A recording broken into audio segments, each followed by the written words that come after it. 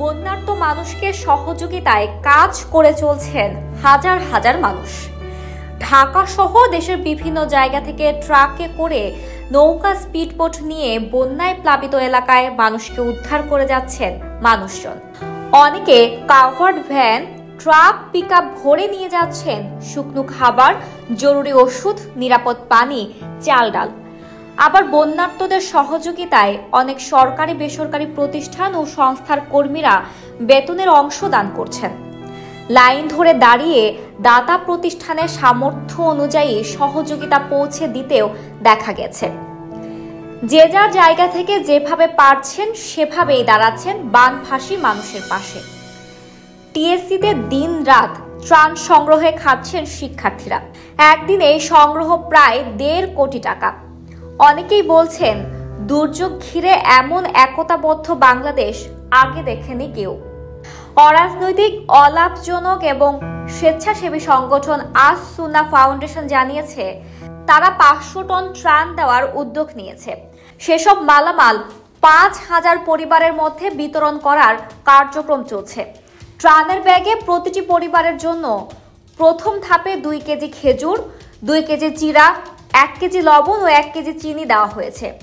এরপর দ্বিতীয় ধাপে আবারও 35,000 পরিবারের জন্য শুকনো ও ভারী ত্রাণ সামগ্রী সংগ্রহ করছে সংগঠনটি, যার জন্য 500 টন মালামাল কেনা হয়েছে।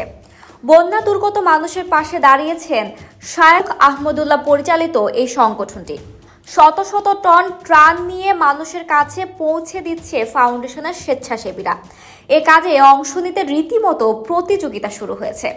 নিজের ভেরিফাইড ফেসবুক পেজে পোস্ট দিয়ে শায়েখ আহমদুল্লাহ বলেন, অভূতপূর্ব ঘটনাবহুল একদিন পার করলাম আজ। স্বেচ্ছাশ্রম দেওয়ার জন্য যে মানুষ এভাবেও প্রতিযোগিতা করতে পারে আমাদের ধারণার বাইরে ছিল। আমাদের কর্মযোগে কায়িক শ্রম দিতে ছুটে এসেছিলেন হাজারো মানুষ।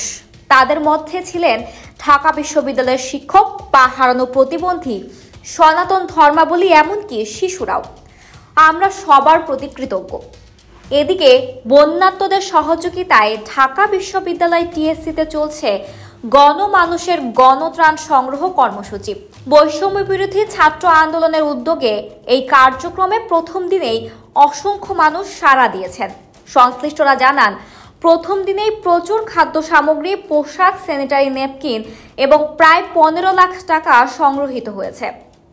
বরিশালের সবচেয়ে বড় শ্রী শ্রী শঙ্কর মাঠ পূজা উদযাপন কমিটির সাবেক সাধারণ সম্পাদক তন্ময় দাস বলেছেন, আমাদের শঙ্কর মাঠের পক্ষ থেকে দুর্গোৎসবের জন্য যে বাজেট নির্ধারণ করা হয়েছিল তার বড় একটি অংশ বন্যা দুর্গতদের জন্য পাঠানো হয়েছে। সেখানে আমাদের মন্দিরের পক্ষ থেকে 7 সদস্যের একটি স্বেচ্ছাসেবী দলও পাঠানো হয়েছে। বন্যা দুর্গত সাধারণ মানুষজনের সহযোগিতার কাজ করছেন পুলিশ, সেনাবাহিনী, নৌবাহিনী, বিমান বাহিনী, কোস্টগার্ড এবং ফায়ার সার্ভিস সহ অন্যান্য সংস্থা। উদ্ধার তৎপরতার পাশাপাশি রান্না করা খাবারও বিতরণ করছেন তারা। আকস্মিক বন্যা কবলিত এলাকার মানুষের পাশে দাঁড়িয়েছেন সরকারি বেসরকারি বিভিন্ন শ্রেণী পেশার মানুষ।